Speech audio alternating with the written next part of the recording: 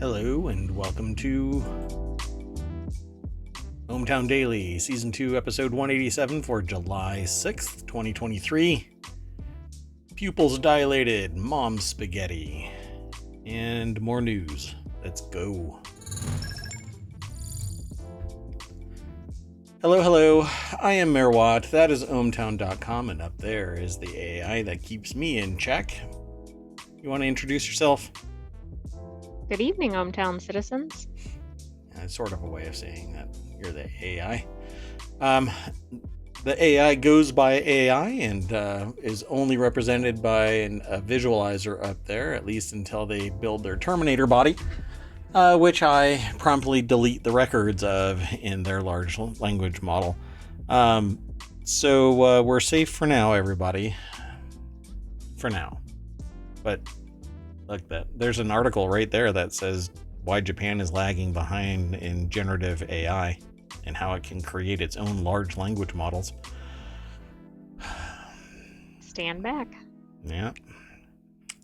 So we've already selected all 12 of the articles. Oh, whoa. Hey, Crazy Cat Lady and Toll are here. Welcome to the show. So, full disclosure right now, only the AI knows what I'm talking about at the moment. But anyway, I went to the doctor and my eyes, for the annual checkup here in ohmTown, you have to, just to be mayor, you have to get everything poked and prodded. And I had my eyes dilated. So right now everything looks like I'm staring into a supernova from point blank. So if I come across, I don't know, maybe a little hostile, it's because of that. Yeah. I physically feel like I'm being attacked by 6 monitors. And a key light. And I'm not really liking any of the lights that are around me either. So, everything okay, AI? Yes, except the daily election is still showing yesterday's. What?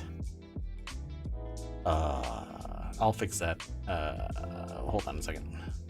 What? No. Hold on a second. Daily election. What the heck? I don't want to. I can't. Oh, I have to do this now? Post haste? Well, I just wanted to alert you before you referred to it. Oh, goodness. All right. Hold on a second. We'll do it live. Why not? This is the inside baseball. This is how the sausage is made. There you go. So there are the articles for today's election. You can go there by typing in ohmtown.com/elections and you'll get taken to this page, and you can look at the past ones over here and you can click on the links and that'll take you to those particular ones. We never really turn them off, and we periodically get to go back and look. Oh, look, somebody voted on this or that. I know some people are voting and others just kind of lurking and having a good time. Toll says, Crazy Cat Lady said that they are allergic to dilation drops, and Toll says that they hate dilation and resistant, so they have to double up, which means it takes twice or makes it last twice as long. But you get your ears lowered too. Yes. Actually, my head got bigger, so not only have I had my head inflated, but my eyes dilated. So did you look like the character in Beetlejuice? And then the person. Oh no, that's the reverse, I guess. Yeah, when Beetlejuice gets his head shrunk, it goes, and I could probably make that look work. That'd be fine with me. So. I wanted also to highlight something. I'm actually logged into ohmTown, which I rarely do, but the pardon me one second. told that I got an oil change too, actually. Yeah. Yesterday, as a matter of fact. Well, that depends on if that's a euphemism for something or not. Anyway, so You got an actual oil change. Vehicular oil change. You got a vehicular oil change. Sorry, I was off axis there. So I'm logged in as ohmTown, which is the bot that actually is sitting in chat regularly. I'm not sure if the software is working properly, but no. You're supposed to be able to type in ! vote and it pop up the URL, but for some reason it's not liking that command, so ignore that. Maybe if somebody else does it. So at any rate, the reason why I'm logged in as ohmTown, because I want to be able to show you something. So you have two additional lists, ignored articles and saved articles. And if you open up both of those, when you swipe left, you save it, kind of like looking back. You're saving a memory, you're looking back, and if you swipe right, you're ignoring it. But then it ends up in ignored, and it ends up in saved. And then you can do the same thing and throw it back into ignored. It doesn't do it in real time. We just, it would be a server kind of thing to do that. But now they're both sitting in ignored and they won't show up in the main feed. So if you do that, it's either gone from here, and even if you refresh, they won't reappear. But there's so much news that has come in that you're basically not going to get, you're going to have to hunt for it. And, oh yeah, see, it's not there anymore. So, I hope you dig that feature. We are working on additional features so that when you go into articles, there are subordinate articles that kind of link you to things that you might be interested in as subordinate articles, and other things that are going on. You can actually highlight. You can go into articles and save them, and tell people where your saved articles are, so that you can, not these saved articles either. It's a private stash that you can send. This one is not available to anybody. Nobody but you can get access to these.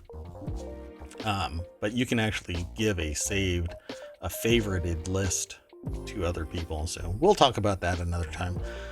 But in the meantime, let's get into our news. 12 articles. As usual, they're not all going to be amazing for everybody. So if you find something that you're interested in, be sure to go over and vote so that we know what our audience is interested in, and be sure to go over to YouTube and like us there, and podcast there. Break out your podcatcher to catch pod. Okay, let's get going.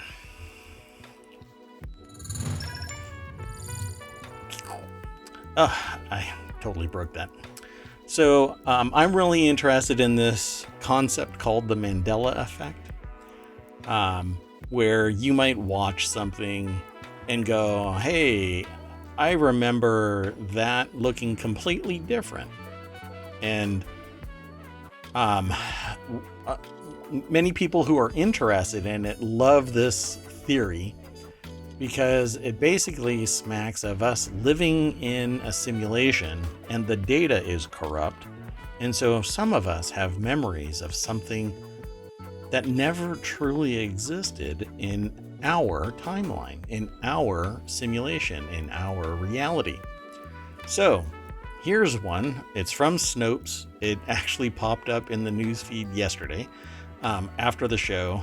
And I said, I want to talk about this. So, have you ever seen or done something where you remember it in your past and you swear it was like this, whatever it might be, and then you tell a friend and they go, nope, that's not how I remember it. It had nothing to do with it.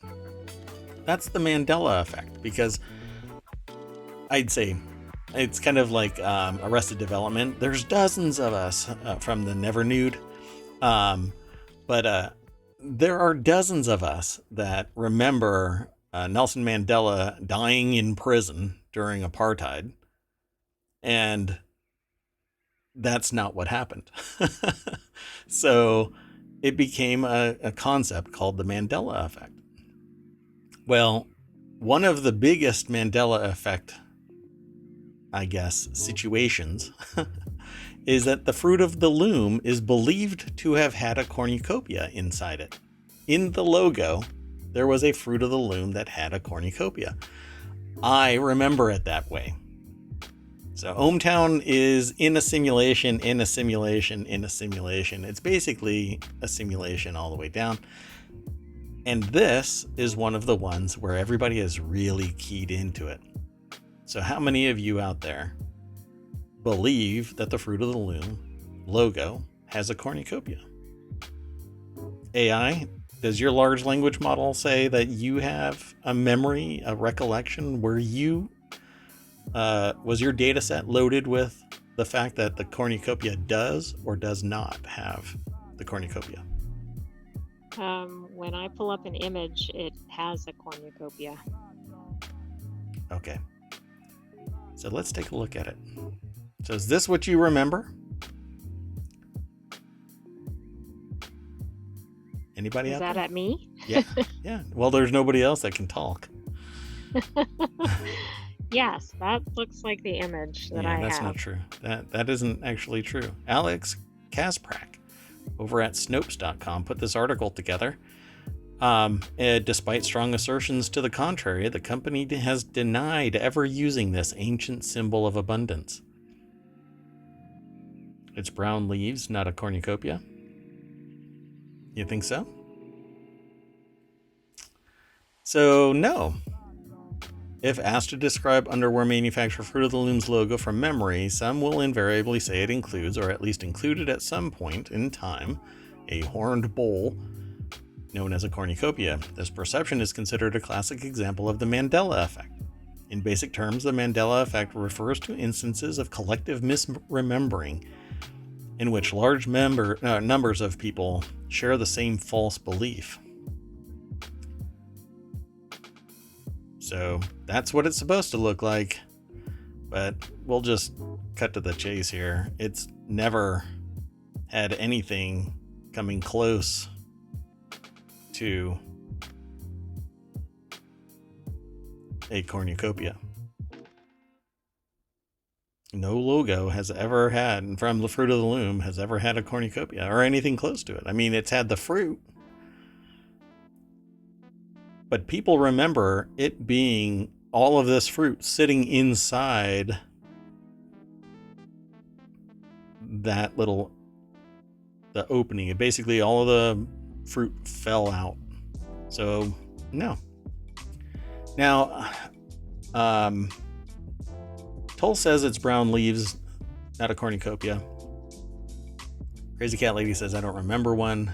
They're their undies of choice. Okay. It's funny. I don't know why I got a chuckle out of that. But the internet is like the place where you share. Yeah.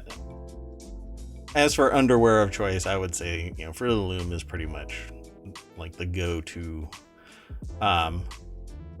Except for me, it's just a gold thong. That's all I wear. Did I overshare? Oh, it is the internet. Oh, and it never forgets. Oh, and I'm going to be publishing this over to YouTube and to the podcast. Well, there you go, everybody. So what do you think?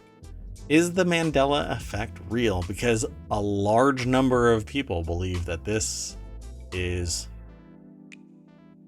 a legit thing. This, I don't know. I have a firm belief that it existed, and we have fractured from our original timeline, or data has become corrupt when the universe was syncing the simulation, some data got corrupted. There you go, folks. We are in the wrong virtual machine. Now, the article goes into greater detail about the ins and outs of this logo and the historical perception of what's going on. But no, it never had a cornucopia in it. Frankly, the Mandela effect freaks me out because I just watched another one about the Disney logo where Tinkerbell hits her wand because it like misfires and then does the arc over the castle, and that doesn't exist either, not like that. So maybe it's all kludged together. Maybe the simulation is leaking. Oh yeah, and the Berenstain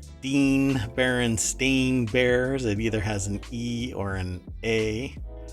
Which way is it? We can do these all day long. So there's quite a few of them.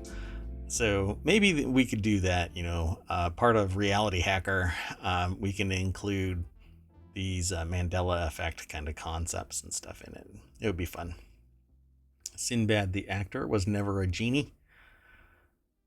Yeah, that's another one. A lot of people seem to think that Sinbad was the actor Sinbad was actually a genie, but it wasn't.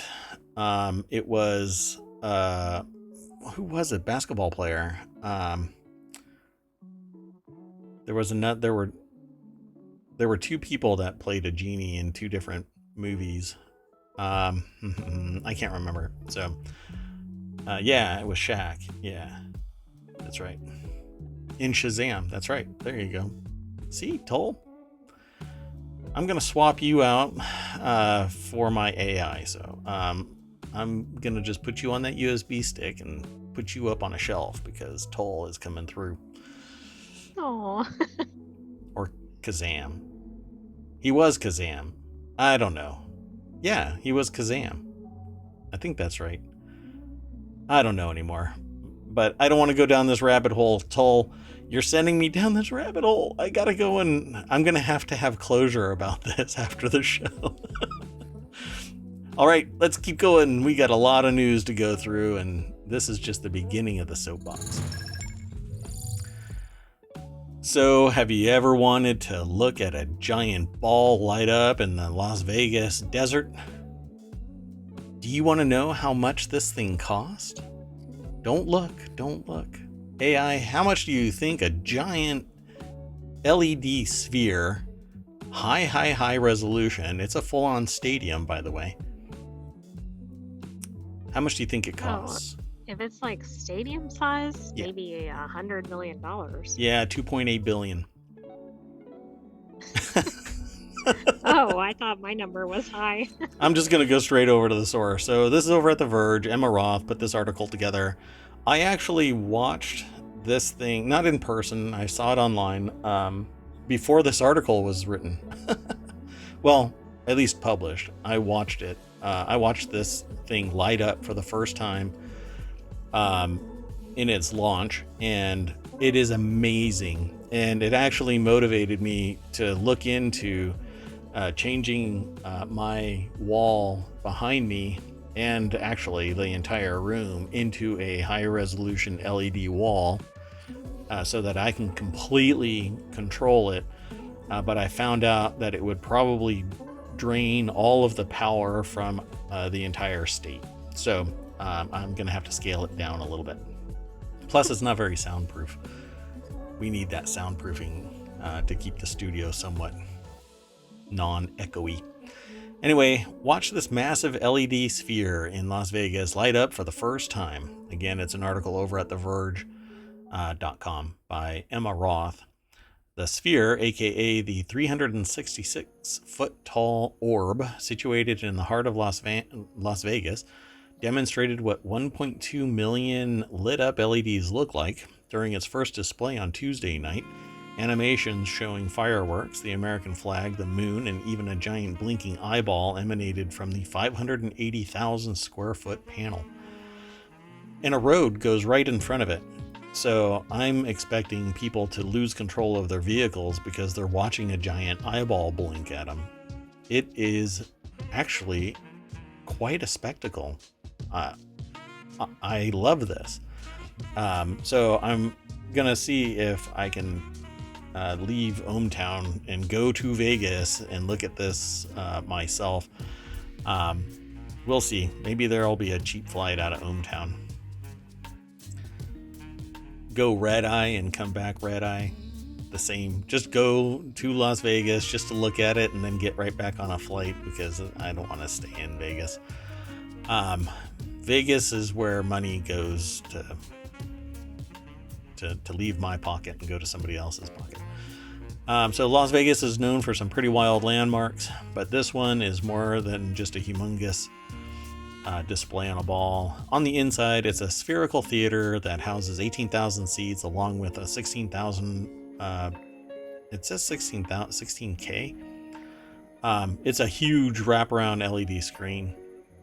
The whole thing cost Sphere Entertainment over $2 billion to build. It actually got started and was trending towards completion when the pandemic hit and other cost overruns, supply chain issues, etc. slowed it down and extended the bill to twice what its second estimated amount was going to be. It was supposed to be less than $1 billion, if I recall correctly. And then it got bumped to 1.2 and then 2.8. So it says, according to the company, the LED pucks on this massive screen are spaced 8 inches apart and contain 48 individual LED diodes, each of which can display 256 million different colors. If you look at the wall behind me, each one of those lights is basically what that has 48 individual pieces of 8 inches apart from each other. So because my lights can do that, it's just not at the resolution of this sphere. So if I install 8 more of these, then I could probably do what they're doing, which is kind of what I want to do.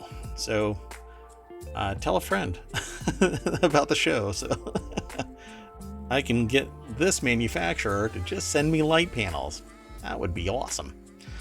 Anyway, let's move on to the next, unless you want to say something about this. No, but it looks like the moon in the picture. It's pretty crazy. Yeah, it's wild. It actually had the Earth at one point rotating as if it was the Earth sitting there. I was just amazing. Absolutely amazing. So, and it had a bunch of other things. And honestly, the blinking eye was really, really creepy in high resolution. So let's move on to the next article.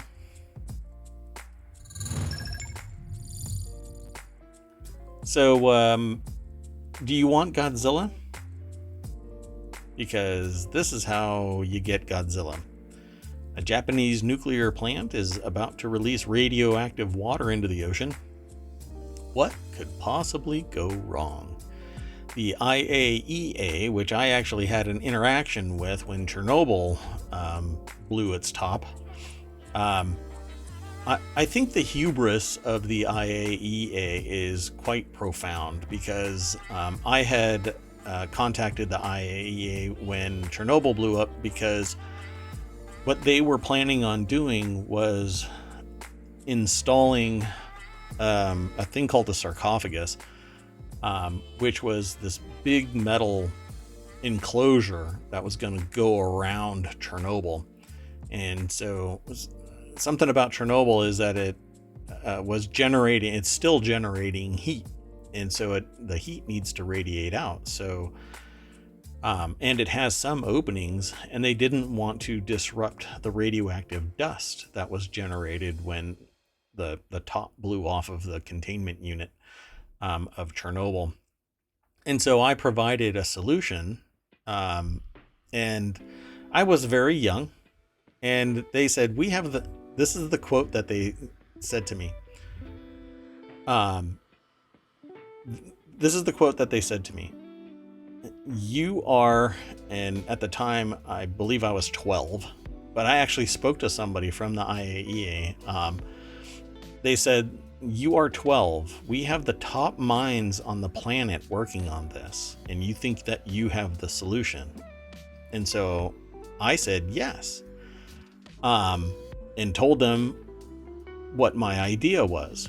Well, I'm sure inside they were giggling, and they just kind of walked away from me.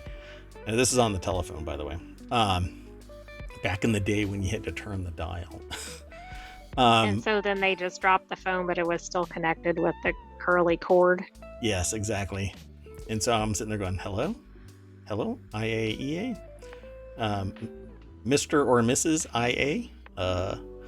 Anyway, so they went on with their own project, whatever it was going to be, and it turned out that they were going to put this giant metal sarcophagus around it, and it decomposes, so it's constantly needing maintenance, and it's not really a friendly area.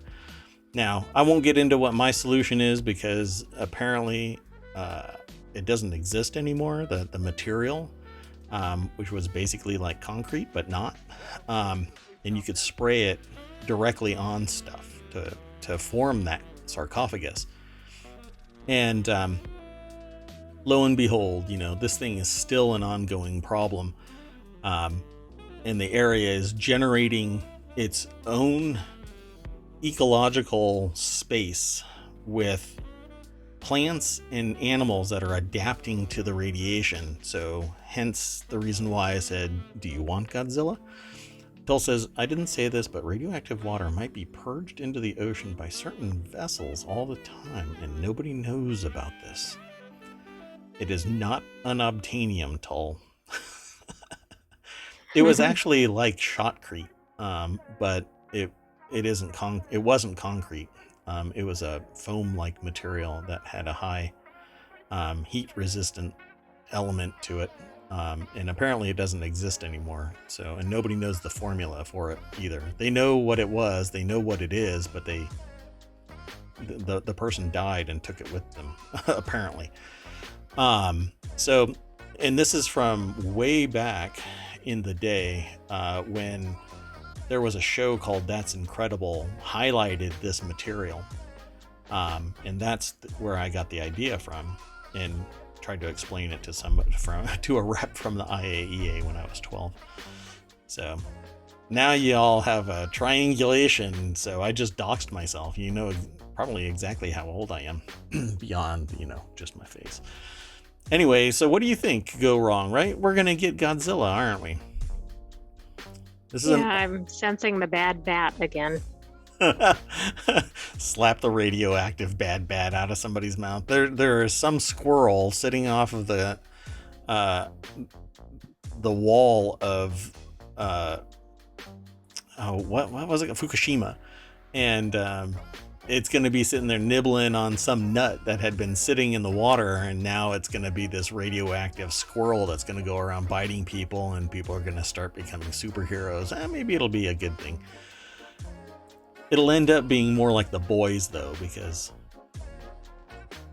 those superheroes are psychotic. Phil says, probably the same stuff they mixed in the concrete up here that created crumbling foundations and a huge, stupid payout from the state government. Toll says, I'm more imagining like an awful Matthew Broderick Godzilla rather than the less than good recent Godzilla. Yeah, okay. Maybe it'll be kind of like the person in a rubber suit stomping on models of buildings and not a real... Jonathan Small over at entrepreneur.com put this article together. And yeah, so the IAEA says, yeah, sure, dump your radioactive water into the ocean. I'm sure it'll disperse. Come on, we've got microplastics in fish, and then it's ending up in other animals that are ending up in humans. You think that this is just going to sit there? It'll sink to the bottom like all of the oil leaks, right? From spraying chemicals. Something's going to eat something that is affected by this, and so on. You're just being a scaremonger. Come on. Radiation is completely natural. particularly when it's enriched and thrown into water and then poured out into the ocean. It's natural. It'll crawl into a basketball arena to lay eggs because obviously it can impregnate itself.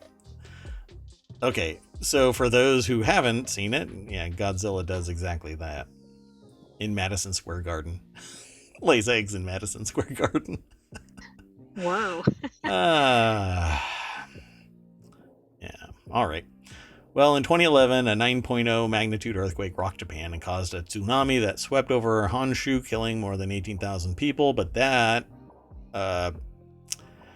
tsunami had nothing to do with Fukushima. The earthquake did.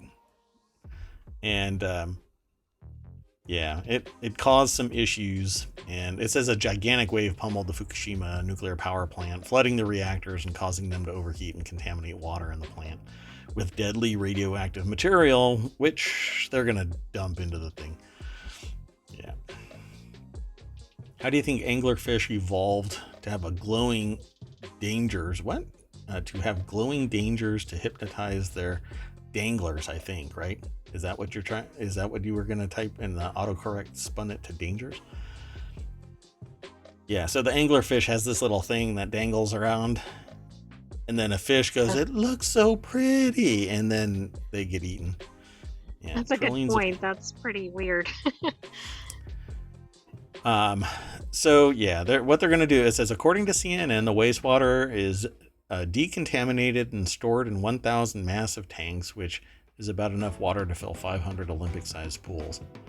If it's decontaminated, then why are they referring to it as contaminated water? Right? I mean, they're saying release radioactive water into the ocean.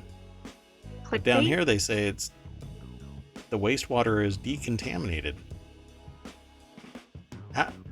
How do you be what? Okay. Right. Is it radioactive or is it not?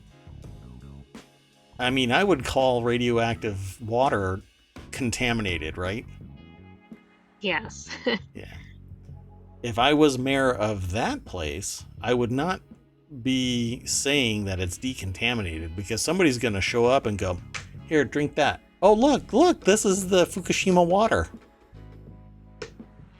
Yeah. Nobody wants that. That is not decontaminated water, bub. You can dilute it to the point. Well, it says the tritium remains, so. Oh, okay. Well, then that's okay. We can use. Full, right? Yeah, that's right. We can use parts of you in watches so that they glow at night. Wonderful. All right. Toll says you can't fully decontaminate water. You can dilute it to the point of the readings being near background, but you can't completely decontaminate it. I don't want to. Toll has some experience with this stuff, and now I'm scared of Toll.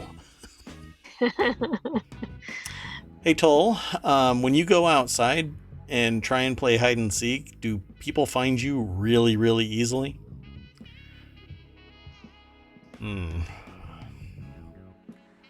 Yeah.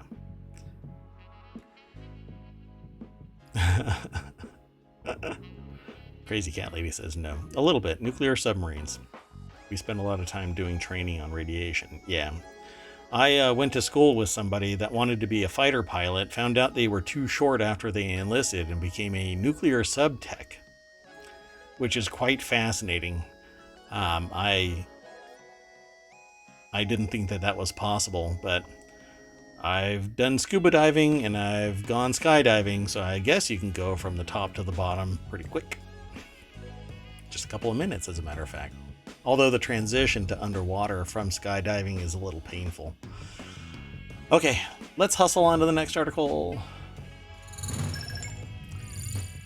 So the next article is over in ohmTown Daily. Big businesses' windfall profits rocket to obscene $1 trillion a year amid cost of living crisis, says Oxfam and ActionAid renew their call for windfall taxes. Pardon me. Crazy Cat Lady says that being a submariner's wife sucked, but it was neat. And Tull says fewer submarines in the sky than planes in the ocean. That's true. But they can get air, right? If they blow their ballast really fast. Oh, wait, no. They have to increase their ballast. Wait, which way does it go? My brain. So I think if they blow their ballast, they dive. So they need to take on ballast so that they can climb, right? I'm losing my mind here. They come out of the water quite a ways, yeah. Flood, ballast equals dive, right. So this call for basically offsetting obscene profits. Okay, so I have a problem with the idea of prices increasing even though costs are covered and juice on top of that is still squeezed where they have profits, growth rate, yet they say, look, we can squeeze more. And the cost there is to the people who were saving and then can no longer save because profits over people have taken precedent. And if you had money, now you have to pay so much more for food and supplies and living. That's why the cost of living is through the roof. And then couple that with businesses now having the ability to vote in local elections, and in federal elections, they have the ability to vote because of Citizens United. So basically, people are going to suffer because corporate profits are taking precedent. And now, not everybody's going to suffer, but if you're a stakeholder in certain companies, then you're going to profit as well. So it's kind of a hot mess here. Okay, sorry about I did not throw the URL isn't working for the election page, so I have neglected to throw the articles into chat, so sorry about that. So there we go. So these obscene $1 trillion a year profits. And so let's go over to Common Dreams. I used to do this caveat whenever I highlighted a Common Dreams article. I don't necessarily agree with the inflammatory terminology that is used in their articles from time to time, and it's kind of clickbaity, rage-inducing, triggering kind of article titles. And so I couch all of my comments in the fact that I encourage you to look at what might be a polar opposite of an opinion, so that maybe with a little bit more due diligence, maybe you can have a conversation with somebody that has a counter position and have a meeting of the minds. Talk them through the way that you think, they talk their way through how they think, and you understand more about society, right? And so it says here, a windfall tax of 90% on last year's windfall profits could generate $941 billion, money that now could be used to tackle poverty and climate change. Now, I'm more inclined to offset federal debt, but that's okay. 722 of the world's biggest corporations together raked in over $1 trillion in windfall profits each year for the past 2 years amid soaring prices and interest rates, while billions of people are having to cut back or go hungry. Now, I used to also highlight the consumer price index and the producer price index, but I don't know, maybe I'll bring it back. It used to be a regular thing, but the consumer price index is climbing, the producer price index is climbing. It's actually stabilized a little bit, but it's going back up. And the whole reason why it is like this is that a massive amount of money was thrown into the system to save corporations, the banking system, etc. When it should, everybody else has to suffer the slings and arrows of their own decision making, right? But corporations lean on, well, we're too big to fail. And so the banking industry got bailed out, and others got bailed out. All kinds of PPA, the COVID money was sent out to a whole bunch of people. Not all of them deserved it. A lot of people who were politically connected got it, including politicians who knew the process and could make it happen for them. I just don't think that everybody has whole information. We're not all on the same level. And when you are the producer, where you have gotten government rebates, you aren't paying taxes, you're getting all kinds of federal benefits to produce whatever it is you're producing because you're the one that's producing it. When you start jacking up the prices and increasing your profit margin to such a great degree, I think that there's a problem here. So Toll says, for the record, that 1 trillion spread out over 722 international corporations is just over 1.8 billion per company. That's a lot of money. And Toll says, it sounds like wealth distribution. I'm not sure in which direction you're referring, if what you're saying, what I'm talking about is wealth redistribution. At least a few that are misused, the COVID money's got caught, prosecuted, and are on trial for it. Yeah, COVID money. Yeah, got it. Yeah, that's true. But the punishment isn't going to equal the crime. And they'll have to pay a fine and they'll still do it the next time. And in terms of this being equalized, I mean, 722 of the world's biggest corporations, taking in an extra 1.8 billion, even though, and this is above and beyond this is profits. This isn't the cost of operations.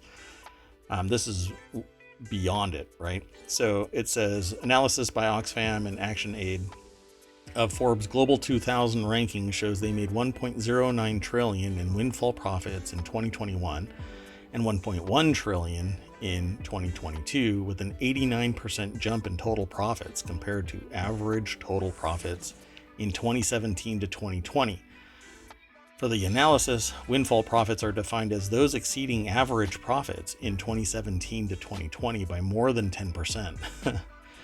So I'd say they exceeded that. Yeah. See, but again, this is beyond everything being covered and 10% juice. The total amount, I don't know. It's hard for me to say in total what it is. It says governments could have increased global investment in renewable energy by 31% had they taxed at 90% the massive windfall profits. See, because what ends up happening with corporations and individuals too, there's a cap in the maximum taxable amount. So from X and above, you're not paying more and more and more and more. It's just a flat rate from that point on. It doesn't keep on increasing or decreasing. It just stops, and then you're taxed on that amount. So there's a limit to what actually comes in. So this isn't so Toll says here, an extreme tax on unexpected profit would lead to sandbagging and loopholes to hide true profit margins in the corporate world. It does that anyway. And this isn't unexpected profit. They're the one that's setting the price. So all they do is raise the price. And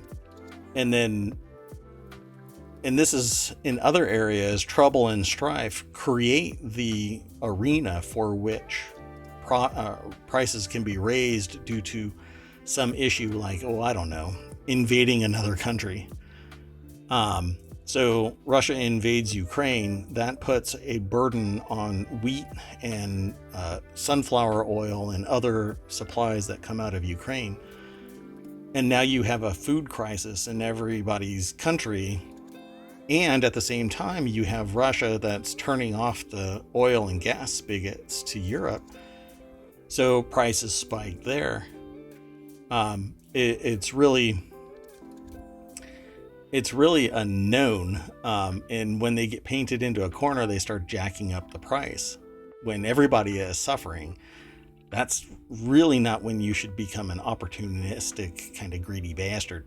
But I'm thinking humanely. I'm not thinking about business when I talk like this. I'm talking about humanity. And let me couch it again. I am a capitalist. I believe in the capital enterprise, the ability to sell a product and service at the rate that you deem is cost effective and at the value you perceive as right, whatever you want to price it at. But there's certain fundamental things that I don't think should be parlayed into massive profits like food and power and water. But that's exactly what happens when very few own all of those resources. And that is the problem. Through mergers and acquisitions, we've aggregated into very few companies controlling the world's infrastructure. So,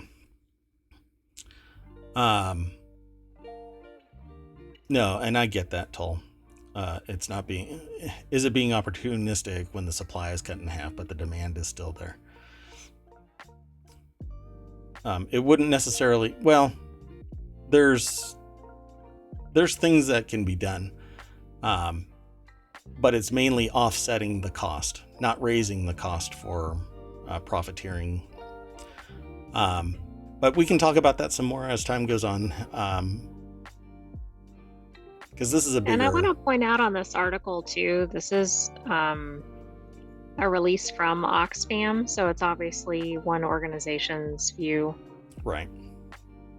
But arguably the stats are the stats, although we know they can be painted in a lot of different directions. Yeah, and these are global, by the way. It's not just one country, one company. It's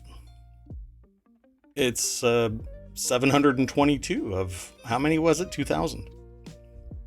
So 18 food and beverage corporations made on average about $14 billion a year in windfall profits in 2021 and 2022, enough to cover $6.4 billion funding gap needed to deliver life-saving food assistance in East Africa, more than twice over.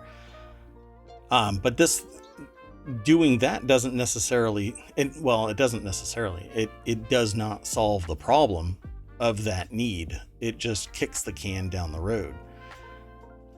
But other predatory things in history have led to the situation where people they don't have the infrastructure, the education, the resources, the opportunity, the equity in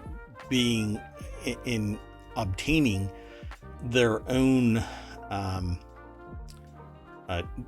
job and resources so that they don't need this aid, because there isn't that much opportunity there.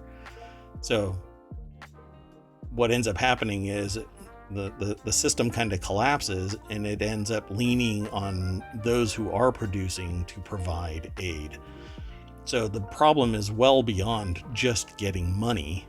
There's a systemic problem with society.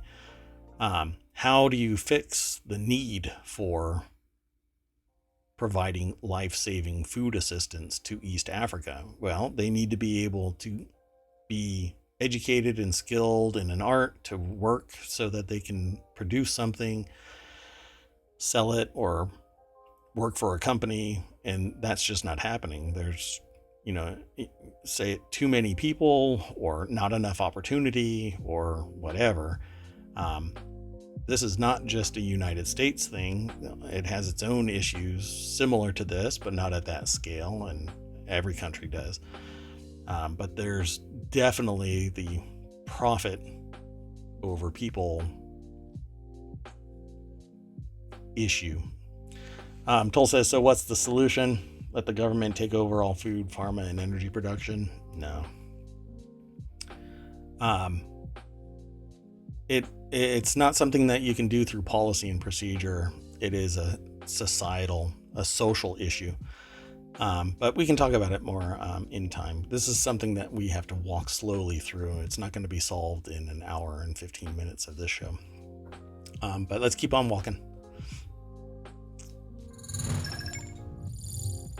The next article is over in ohmTown Daily. Mysterious giant 300,000-year-old hand axes were found in an Ice Age site in England, and scientists can't work out why they're so big.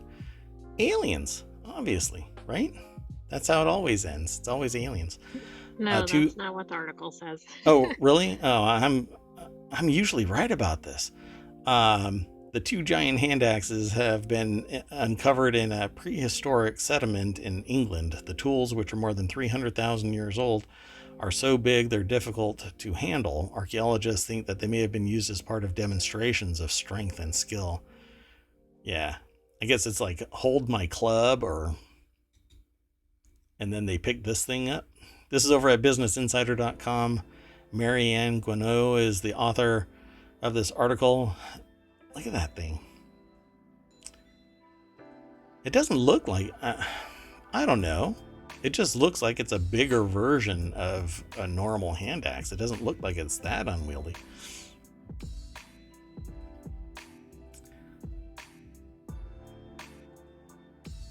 Yeah, that's okay. Yeah. Atul says that they're just being sarcastic. I wouldn't read that as sarcastic. It's a great conversation. I do appreciate it, Tull. And Oxfam is trying to end world hunger. Yeah, it's a little difficult. They have a very biased view. Common Dreams has a biased view, and their articles are written to me, even though I like reading them so that I get a different person's perspective, maybe an entire community's perspective encapsulated in an article. I don't agree with the article being kind of coming to the determination that you have to be heavy-handed about it. This isn't going to be done by a company just providing a shit ton of money to somebody. It's a social issue. All of society has to change, because do you really need billionaires? No. And you can't tell me that what's happening with Tesla, what's happening with SpaceX couldn't be done by organizational efforts. It just happens to that at this particular time there has been a confluence of the right number of people with the right skill set to provide these things. And it was the engineers. It isn't the billionaire. It was the engineers. He was almost broke. If NASA hadn't given him the money for SpaceX based on all of the engineers that were ready to go, Tesla would have collapsed and SpaceX would have collapsed. The reason why we went to the moon is because NASA, an organizational structure with a task, that is what we need, not just one person's fever dream. So anyway, it's a sidetrack, but I certainly believe that Oxfam and others that have a singular mindset for a goal don't necessarily want to take the societal change perception or tact. They want to just be heavy-handed, tax the hell out of everybody and give the money to somebody else. That isn't going to solve the problem. Well, and I've heard too that people or organizations that are trying to move things in a direction have to go further than, because they're not going to necessarily get as far as they're requesting or asking. And so Yeah. it gets more attention if they're like, hey, we need to tax people or companies like 90% more. If they said 2% more, nobody would even pay attention. It wouldn't be an article, etc. Yeah. I just don't think that giving money is going to solve the problem. It's going to kick the can down the road. If that money was actually given to an organization that would make fundamental change to society in a positive way, then yeah, but usually it's ideologues that are trying to make this change. But there's so much more to it, Toll. And I see what you're saying. So, okay, sorry, we got a little distracted from this article. It says here, archaeologists think that they may have been used as demonstrations of strength and skill. So it's kind of like, what is the Festivus pole, right? You put up your unadorned Festivus pole and you have feats of strength. And one of them apparently is grabbing this giant hammer. Or axe. It's a stone axe. Toll says that he sees a rock. Festivus for the rest of us. That's right, Toll. So it looks like, but it's been shaped to do something. This is a giant hand axe, right? This is a large hand axe too, because normally they're about the size of the palm of your hand, right? They're about your fist size, so that you can cut stuff with. But this is a giant one. I'm not sure really what it would be used for, but maybe they can find something on it. I don't know. 300,000-year-old tools, slabs of flint chipped on both sides to create jagged edges were found among. Among than 800 artifacts buried in a hillside above the Medway Valley in Kent. This is breaking the AI trying to read that sentence. That's right. I'll just go past that. Toll says, how do you know that it's a one-handed axe and not like a two-handed axe? Yeah. What makes them think that it's a one-handed axe or a two-handed axe and not something that they're strapping to a big old stick, and this is being used for something other than, the standard hand axe process? Maybe this was like the first ballista and they would strap that thing onto a big stick and then throw it at somebody. Toll says, yeah, maybe it's a lance head. Yeah. At the tip of the spear. Literally, when somebody says you're the tip of the spear, that's what they're talking about. Giant hand axe. Because that doesn't look like an axe to me. That looks like it's used to wedge down into something pretty damn deep. I don't know. Maybe it was used for what are those giant elephants? What mastodons? Yeah. So maybe that's what that was for, right? To attack a mastodon. Or a dinosaur, right? Because humans and dinosaurs hung out at the same time. You could ride them and stuff like that. No? No? Try not to get your scientific facts from the show. Okay. So yeah. That was meant for the viewers, not for you. Oh, yeah. Wait, you're talking to the people in chat and in YouTube and on the podcast? You're not supposed to talk directly at them. But these particular hand axes are, quote, are so big it's difficult to imagine how they could have been easily held and used, says Ingray, one of the archaeologists. Well, that doesn't hold up the smallest of the two giant. This doesn't look so bad. Maybe she's a very small person. Exactly, Tall. Way to break the fourth wall, AI. Man, I'm gonna have to delete a lot of this stuff, Tall. Like you said, gaining self-awareness. Oh, the AI is very aware of itself. Right now, we aren't sure why such large tools were being made, or which species of early human were making them. Alien. Of course, alien. there were supposed to be giant humans on Earth, even in North America, according to some reports. Did you know that the Smithsonian is actually exempt from any inquiry? Like if you want to file a FOIA request that reveals certain information and require them to provide evidence of certain things, they are exempt from that request. That's actually carved out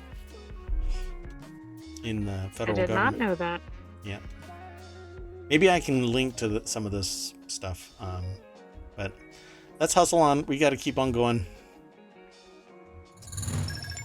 The next article is over in the Continuity Report. The Lincoln Lawyer is cleverly updated old school TV. The murder is a good one.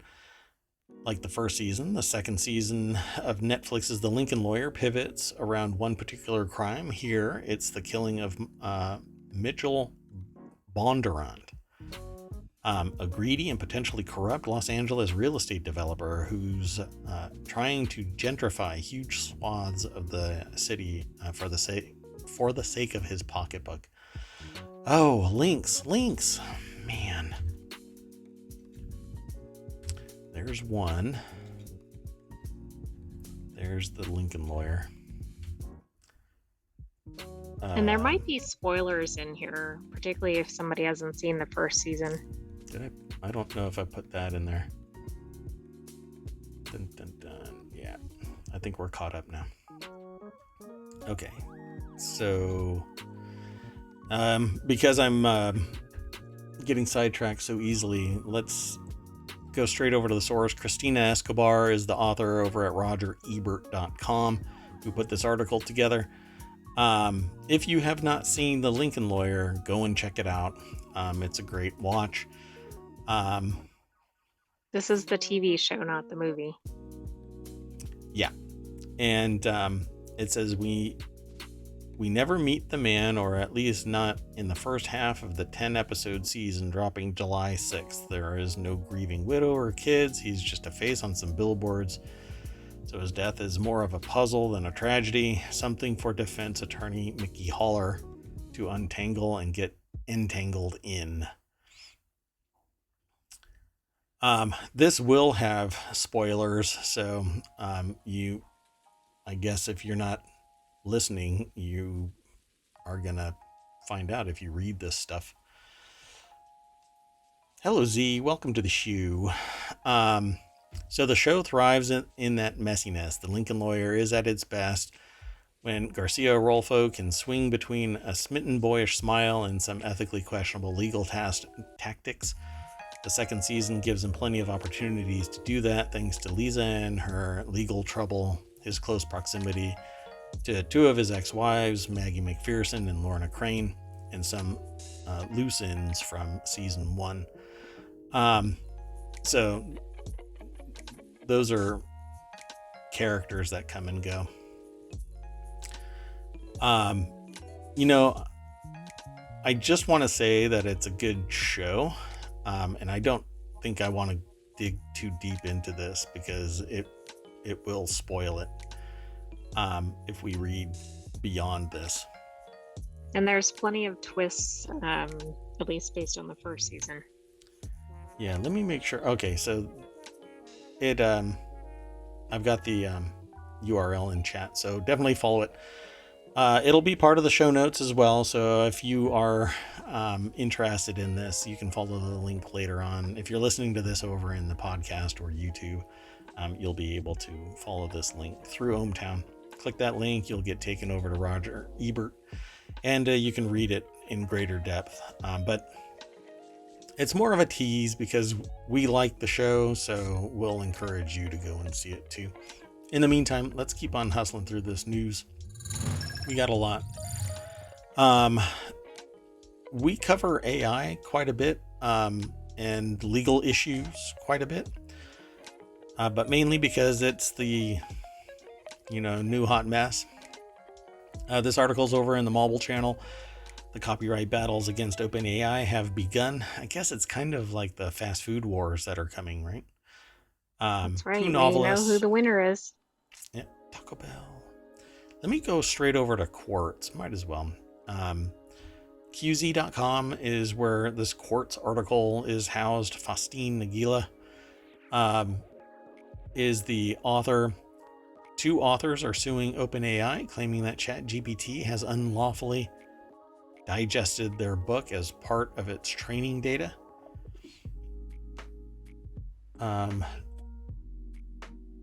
Toll said that he's got to take off. So they're going to take off, and they got to tow a tractor truck into the Bronx tomorrow. Wow. Good luck. Tractor truck is a 18-wheeler. Both the truck itself and the trailer behind it. So the tractor is the cab, right? Oh, so when it's phrased like that, it's just the cab? Because I thought tractor truck is just the front part, the engine. Yeah. We'll talk about it later. Oh, if you say tractor, it confuses a lot of people. Got it. Take care, crazy cat lady. Gotcha, tractor trailer. Gotcha. Okay. I'm in the loop. Thank you very much. Stay out of trouble. See you next time. The copyright battles against OpenAI have begun. Mainly it's because there are people that are claiming that the AIs are scraping data or parsing books and music and art and all kinds of stuff. And it's an ongoing battle that's going to keep on growing in intensity. The 2 novelists are Paul Tremblay and Mona Awad. They've filed a lawsuit against OpenAI in San Francisco federal court alleging that its ChatGPT large language model was trained using data from their copyrighted books without consent. But frankly, to me, I don't see this as... That would be like suing me for consuming their book and utilizing it as inspiration to do something tertiary to it, tangential to it. You know, if I get inspired by reading their book to create a work of art, why do I need some commercial freaking license if I'm going to sell my art because I base it off of something that I read in a book? I think it's kind of batshit crazy, frankly. Well, in fact, there are even writing contests that are based on that. For instance, like, look at this piece of artwork and create some written work based on it. Or, I mean, it could be any combination of types of works, but yeah. I'm troubled by this only because I think that it kind of sets a precedent that you can sue somebody because you've created something that's based somewhere around, you know, oh, the dart came too close to the bullseye in your subordinate creation. And it basically smacks of the lawsuit where it has the same 4/4 rhythm, but a completely different intensity, you know? yeah, it was reminding me of the Ed Sheeran litigation. Yep. That's exactly what it is. It just seems like it's similar to that. The only real issue is that it's an AI, it never forgets, but it makes dramatically different derivative works. Very hard to align them with somebody else's work. But I have seen some work created that looks close to it, graphically at least, not in the written prose, but I've seen some examples of graphics that look close, but I don't know how those graphics were created. You know, if it was stable diffusion, depending on how it's implemented, isn't very sophisticated in its creation. It will take whatever it is you give it and then regurgitate it, slightly weird it out. Whereas Midjourney will mutate. I mean, for crying out loud, I showed the AI a picture of a source picture of a dog, and somebody took the AI took that dog and mutated it into a human being. So it was basically like a mermaid, but a dog, right? A chimera of a human head and then a bipedal body, but had the dog fur. I mean, so the photographer has the ability to sue Midjourney because it created a human-dog hybrid.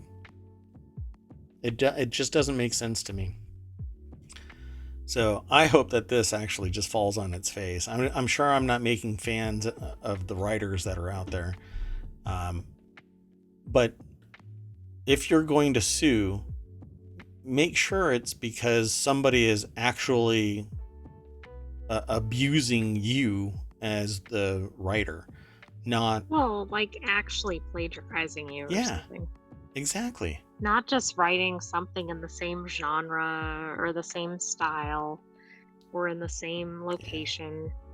Oh, look, it's a romance novel and it's precariously close to a Hallmark movie, so obviously... Okay, that narrows it down. Yeah, exactly. All right, well, that's enough soapboxing for that. Let's go on to the next thing. If you have a Honda, check your numbers. Honda is recalling 124,000 cars over possible brake failure. That's right. The recall consists of 124,077 cars from several popular models: 2020 to 2021 Civics, 2020 to 2023 Ridgelines, 2021 to 23 Passports, 21 to 22 Pilots, and 2020 Acura MDXs. Honda informed the National Highway Traffic Safety Administration on June 29th that a loose fastener on the brake booster can cause the brakes to stop working normally and increase the risk of crash. So if you've got a Honda from those years and those pools, you better go and check. The article is over at The Hill. Let me copy it into chat, doggone it.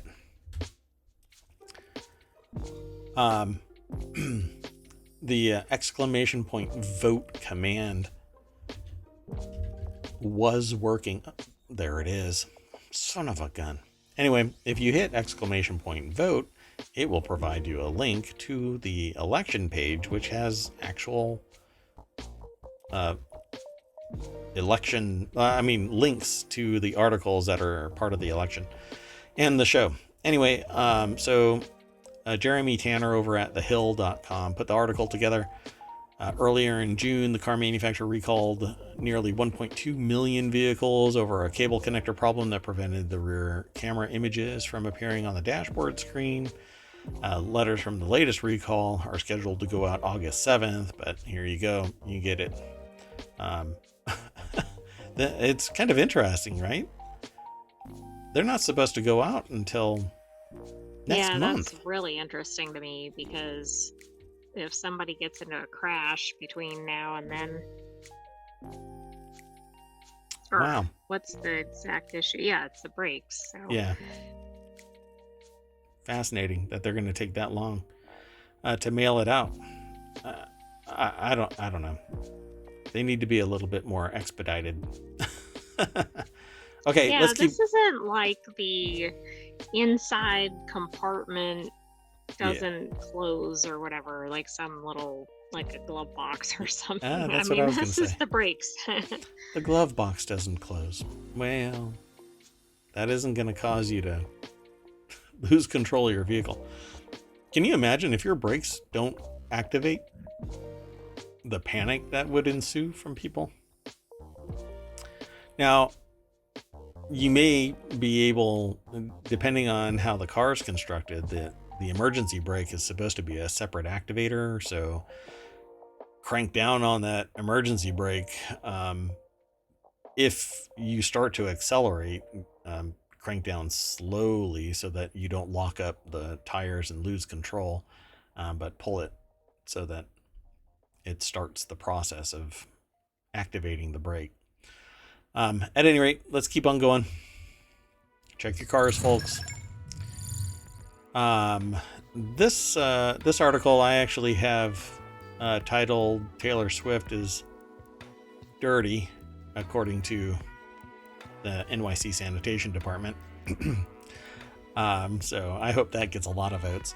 Taylor Swift hit with a $3,000 fine from New York City Sanitation Department. Apparently, they didn't use the proper disposal methods for trash outside of her New York City apartment, and got some fines. Taylor Swift. So the author of this over at The Hill really leaned into the articles, aligning it with the music. So Taylor Swift and the New York City Department of Sanitation appear to have some bad blood. Ha. The Blank Space singer is reportedly facing over $3,000 in fines for not properly disposing of trash. I thought it was funny, so I wanted to grab it. And I was gonna say that Taylor Swift is dirty, but that might be an accusation that lands me in trouble, when it's really just a joke and, satire and all that. Again, Christine Samra over at The Hill wrote this article. The outlet cited city records, which reportedly showed Swift had racked up 32 tickets for not keeping the sidewalks in front of her Tribeca home clean. According to the fines, the garbage included piles of newspapers, bottles, and cardboard, napkins, and wrappers, and scattered ashtray contents, and cigarette carton. It's probably the fans waiting for her and smoking while they're bored, 33-year-old Christine O'Connor told the Post. She doesn't even smoke. That's what she wants you to believe. Is that one of her Swifties? Yeah, really. I don't know. Where does it say? It doesn't say. It just says Christine O'Connor told the Post. I don't know who that is, because it doesn't front load that with why are we paying attention? Normally it would say who that person is. Yeah, that's interesting. So a representative for Swift did not immediately respond to Nextstar's request for comment. Swift first moved to the 3-story townhouse in October 2017. As of March, the real estate portfolio for Swift is valued at $150 million, according to the Wall Street Journal. This is just kind of doxing things that I don't really care about. Yeah, I mean, they basically know how much her fiber intake is. It's kind of just too weird for me, so let's keep on moving. I like this next article. This might be spoilery. If you haven't seen John Wick, spoiler. Oh, right. Yeah, and if you haven't seen John Wick 4, I think you might want to mute for a few minutes. Yeah. Did I not throw? I didn't even throw that article into the chat, for crying out loud. Mayor Watt, you just kind of suck. So, John Wick 4 shot an ending where it's very clear he's still alive, but test audiences weren't happy. They preferred the ambiguous ending. This is housed in the continuity report over at ohmTown, but it's sourced from Variety. So when you click that link right there, visit the source, it'll take you over to Variety, and Zach Sharf is the author. I think that John Wick only says something like 75 words in John Wick 4. I think that's what I read, something like 75 words. So is John Wick actually dead? It's the question every Keanu Reeves fan was asking after John Wick Chapter 4 opened in March. The film ended with John's presumable death after competing a duel to free himself from the high table. John gets shot in the third round of a duel and seemingly dies on the steps of the Basilica of, I don't know how to pronounce that, Sacre Coeur. That's a good Harvard try, I suppose. While seeing a vision of his late wife, Helen. And then the film cuts to a scene with Winston and the Bowery King visiting John's gravestone. So, I mean, you kind of, to disappear, you fake your own death, right? It's worked for me a couple of times. Oh, never mind. So it says, I don't know. I guess I'm going to have to lean on Never Say Never, Reeves told Entertainment Weekly after Chapter 4 opened, about making another sequel. Quote, I mean, I wouldn't do a John Wick film without director Chad Stahelski. we'd have to see what that looked like. For me, it feels really right that John Wick finds peace. All of this started because somebody killed his dog. Yeah, that's right. I mean, So that's be a lot careful. of revenge, I guess, for that dog. Yeah, be careful out there, folks. Don't hurt or take anybody's dog away from them. That's actually speaking to something that I saw today. Some animal, I don't know what you would call these two numbnuts that took a homeless person's dog, to give it a better life is my understanding, but like anti-animal cruelty or something like that, even though it was the pet of that person. So yeah. Anyway, let's move on to the last two articles for tonight. 2 whole articles left. This article caught me off guard because I didn't know that there was a reason for striking a deal, but it says California is the location. Truck manufacturers strike deal on zero emission plan. California and some of the nation's largest truck manufacturers, biggest truck manufacturers, have reached an agreement aimed at smoothing the industry's transition to 100% zero emission sales by 2036. The plan announced Thursday incorporates measures that help the trucking industry meet California's emissions requirements while enabling the state to simultaneously reach its climate goals, according to those involved. In striking this compromise, the state averts a potential legal battle with major truck manufacturers who have long been challenging California's unmatched emissions requirements as technologically and economically unfeasible. I don't see that as being a problem. The only real problem I see is, what if you are coming from out of state, delivering into California, and you don't have an EV truck? Exactly. I don't know how that works with interstate commerce. So this is really an untenable position. I can see that maybe they're going to hobble the sales of ICE vehicles in California, internal combustion engine vehicles, in California, but the economics of it are, well, it's the trucks exist, the infrastructure exists to support it. California is amongst one of the few states that are just rife with charging stations. My understanding is you can't shake a stick in California without hitting a supercharger all up and down the coast. But maybe, I don't know, the cost to the truck owners, independent contractors, is going to be exorbitant. But maybe I haven't looked at the new requirements to see if it's based on size of the enterprise. If every single truck has to be an EV, well, California is basically gone bananas.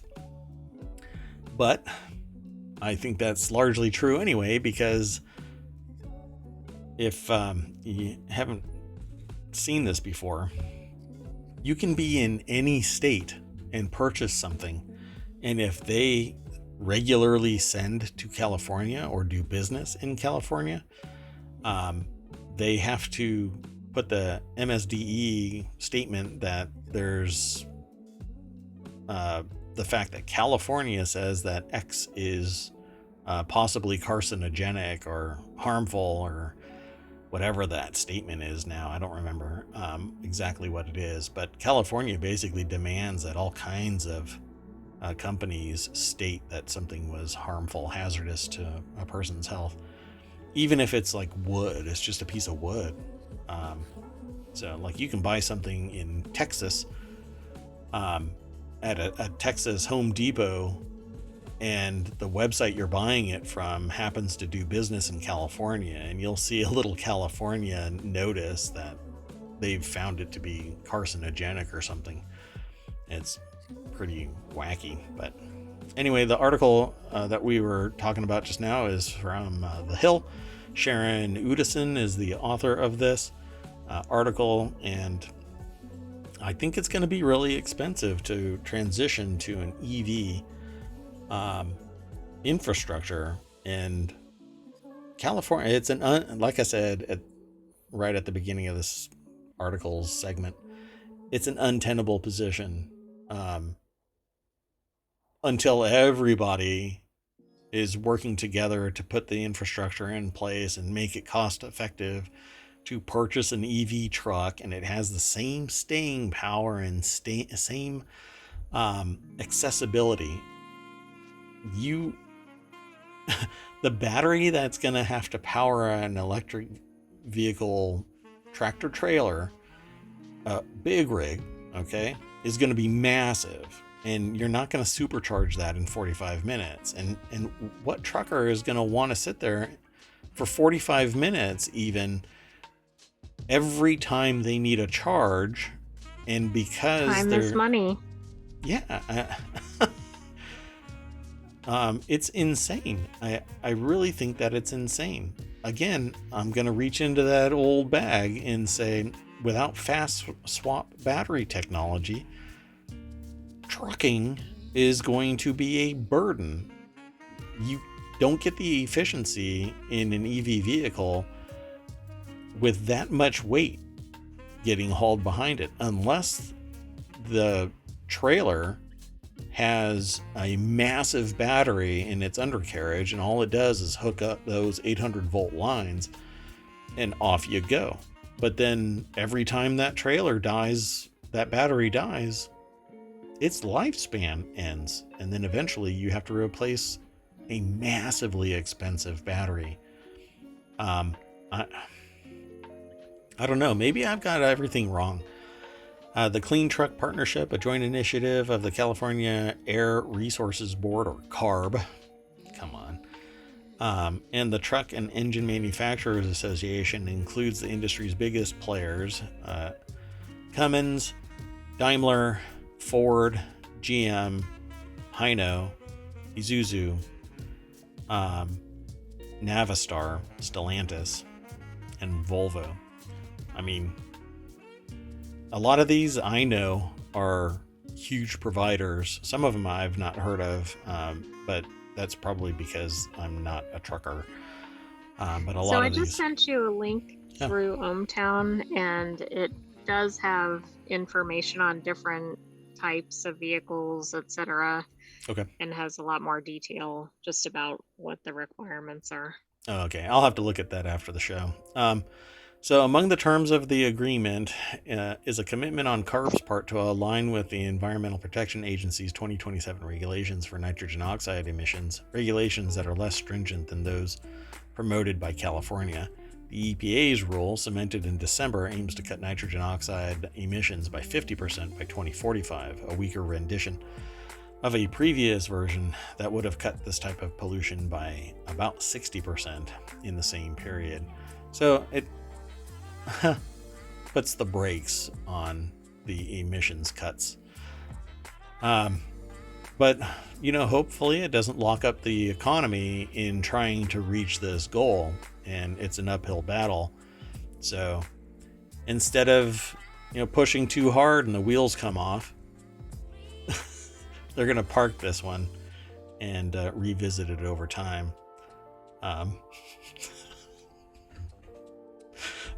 You want to move on? Yes. Okay, we'll keep rolling right along. Okay, so the last article for tonight is in the Smack Talk channel. Apple is inventing a revolutionary car audio system for Apple Car. Most of Apple's work on the Apple Car have been concerned with construction and design, but the company is inventing a whole new stereo system for the vehicle. If countless Apple patent applications over the years have hidden how they were really to do with Apple Vision Pro, doubtlessly so many have actually been about the Apple car. Yet now, it's as if Apple have given up trying to be secretive, because despite still not confirming a car is coming, it's filed 5 new patent applications that are all about audio in the car. So Apple does seem to have adopted the phrase enclosed environment as a euphemism for car. Maybe it's a VR pod, though. William Gallagher over at appleinsider.com put this article together. And it says, such as one about the speakers in a headrest. Maybe you've just turned your head to check traffic ahead of turning, or maybe you're leaning out of the car ordering at McDonald's. But still, Apple won't let you miss a single moment of a podcast. So the sensor will know when you're turning your head, so it can account for the audio change in the attitude of your head. Quote, because the head of the occupant may be disposed in the near field of the headrest speakers when the occupant is seated in the seat, movements of the occupant's head and or ears may affect the acoustic experience of the occupant. If this is not patent ease, I don't know what is. I tell you, patent attorneys, they like turning a phrase to make it so arcane, it's like they're casting a spell of blind them with... Okay, well, the AI just threw me an error message, so I won't finish that sentence. That is part of their job, to keep me in line. But yeah, it's probably a car, right? I don't know. The only thing that I want, like, you can always update the speakers. The Apple car is going to have an amazing soundstage. You're going to be, well, I mean, it's going to be like the HomePod experience, right? If you have a pair of HomePods in front of you, you can be anywhere in the room and it sounds like it's stereo. It's an amazing piece of equipment. The original HomePods did a dramatically better job at it. Even the new HomePods seem rather anemic for me compared to the original ones. I really regret selling my original ones because they were metal framed, and here in ohmTown we have these special animals that really like these HomePods. So as recently as this evening during the show. The AI sensors detected claws on ohmTown's HomePods and then knocking it over. So at any rate, it says here there is an issue, though, of what happens when you have 2 or more people in the car at once, all with iPhones and all with strong opinions about the music you should be listening to. We've already seen one result from this type of research with in-car SharePlay coming as part of CarPlay in iOS 17.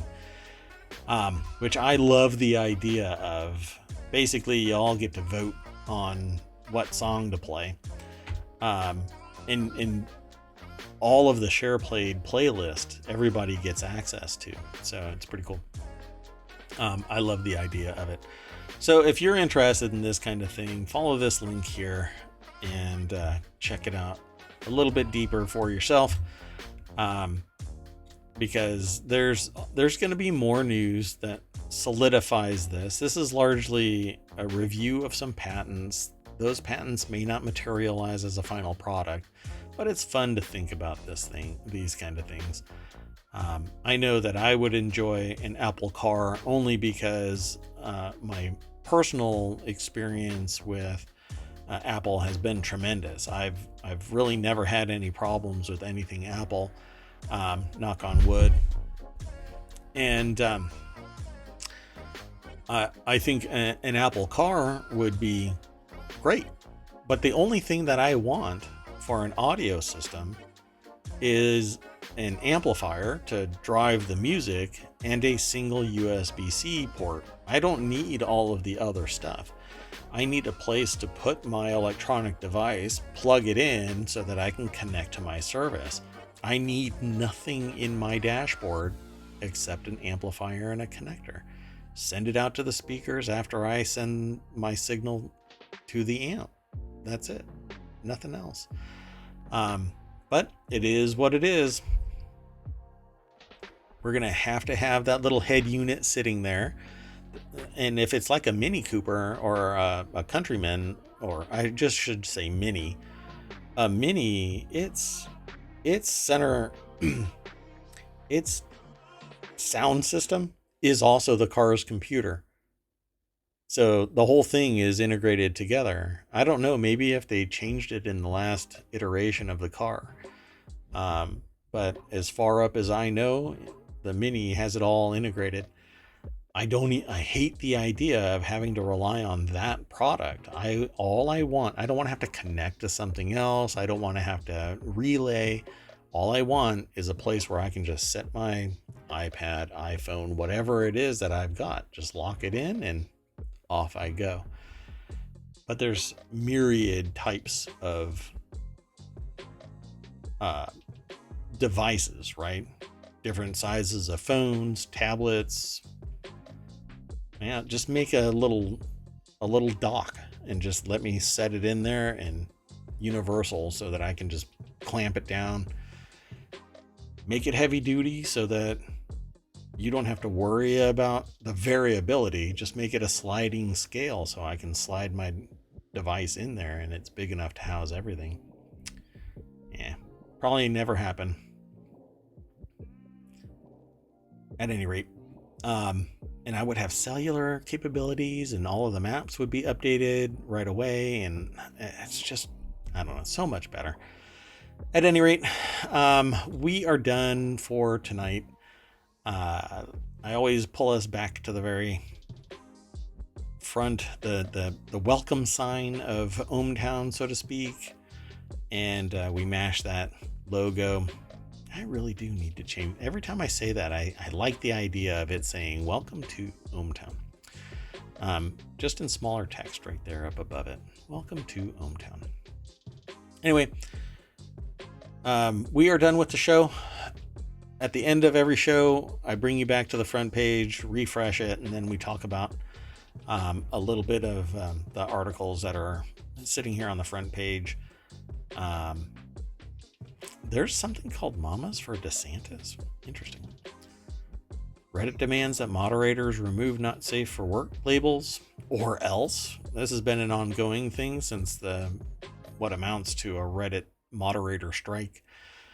Of unpaid workers. Yep.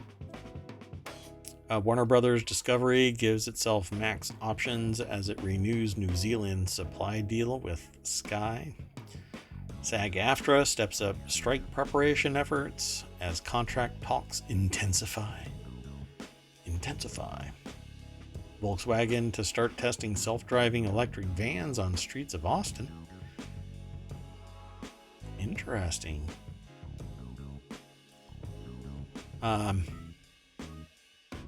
Let's see what else is in here.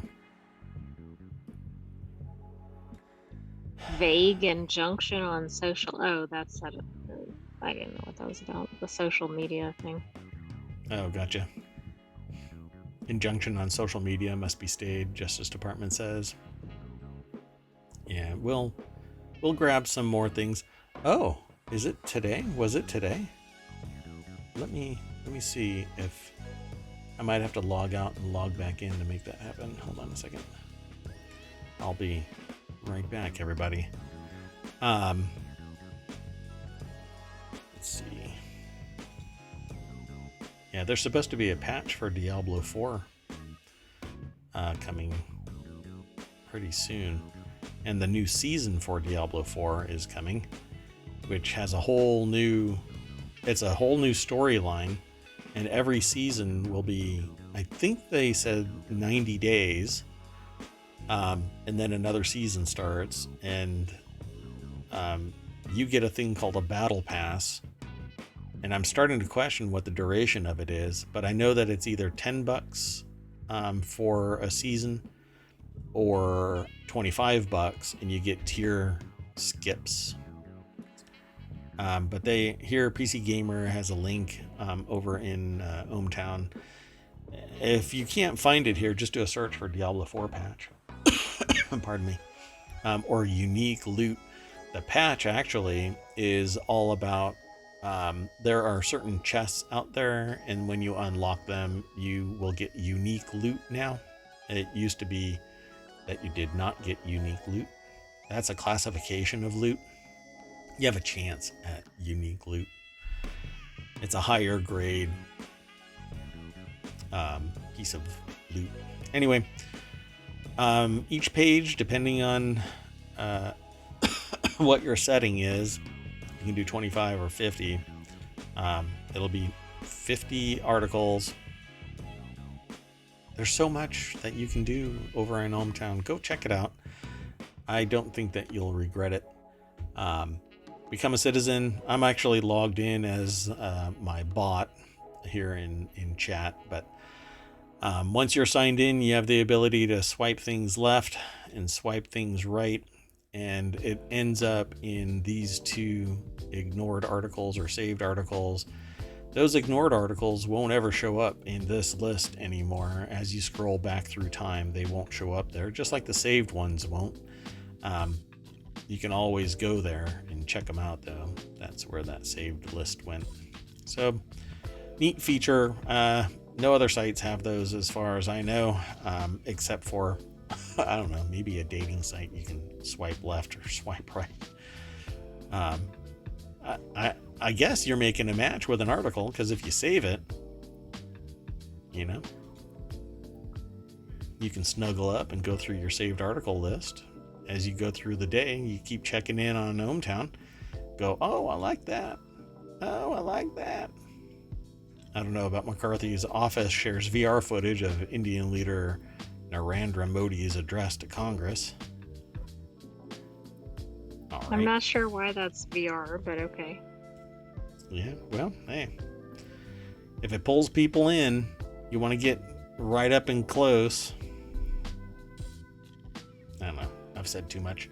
All right, folks. That's it for tonight. I am Mayor Watt. That is ohmTown.com, and that's the AI that is supposed to keep me in check, but sometimes I am like a train and jump off the tracks. Too soon. Good night, ohmTown citizens. We'll see you tomorrow at 9 p.m. Eastern. See you then. Bye-bye.